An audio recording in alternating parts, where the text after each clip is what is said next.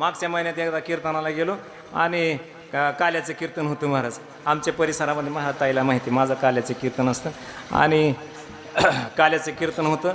पण गडी अशी होती जरी पाठात नसलं तरी आवाजात आवाज आपलं मिसळून द्यायचे, उघडं पडून देत नव्हते. हां मग ती काय मी आपल्या तुकोबरायांची एक चौचिरणी गवळण आहे महाराज. ती सहज विचारलं भरीला वलांडोने रिता करी घट, पाठीमागची तशीच म्हणली भरीला वलांडोने रिता करी घट, मिस पानियाची गोविंदाची चट, पाठीमागची तशीच म्हणली मिस पानियाची गोविंदाची चट.